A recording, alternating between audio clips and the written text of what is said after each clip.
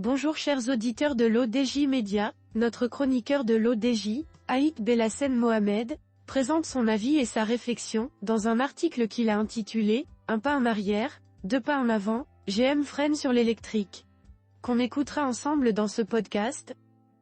Notre ingénieur ouvre sa réflexion de la manière suivante. Le géant américain General Motors marque une pause dans sa course électrique, révélant une réalité complexe derrière la transition verte de l'industrie automobile. Cet article plonge dans les implications de cette décision, explorant les défis, les curiosités et les controverses qui entourent l'adoption des véhicules électriques. Alors que le marché réagit, l'avenir appelle à une stratégie réfléchie et adaptable. Notre chroniqueur enrichit son discours de la manière suivante. Dans le grand rallye vers l'électrification, General Motors, GM, semble réduire la vitesse.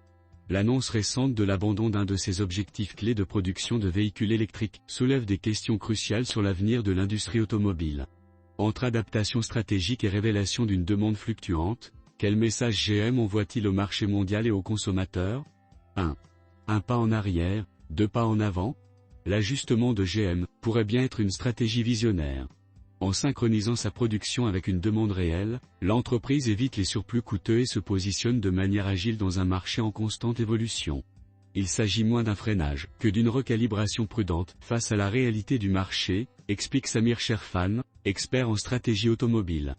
2. Un signal préoccupant pour l'industrie, cependant, cette décision pourrait également révéler une préoccupation plus profonde. Si un géant comme GM ralentit, cela indique-t-il une adoption plus lente que prévu des véhicules électriques ? La résistance au changement, les infrastructures insuffisantes et les incertitudes économiques pourraient freiner la révolution verte. C'est un rappel que la transition ne sera ni linéaire ni exempte d'obstacles, commente la journaliste automobile Leila Benjeloun. 3. Quand l'électrique devient électrique. Sur une note plus légère, l'industrie voit émerger des tendances fascinantes.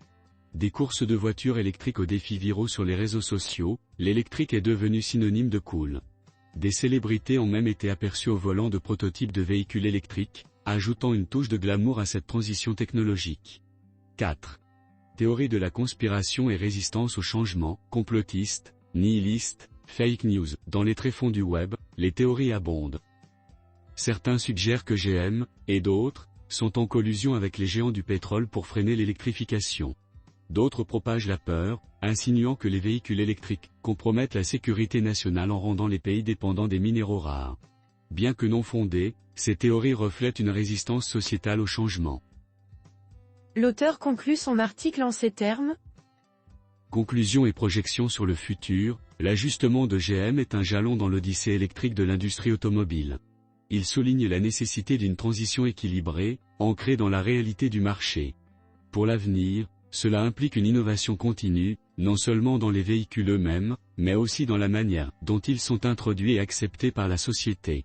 Le parcours, bien que semé d'embûches, est riche de promesses pour un avenir plus durable. Au Maroc, la nouvelle de GM résonne dans un contexte d'ambition électrique croissante mais prudente.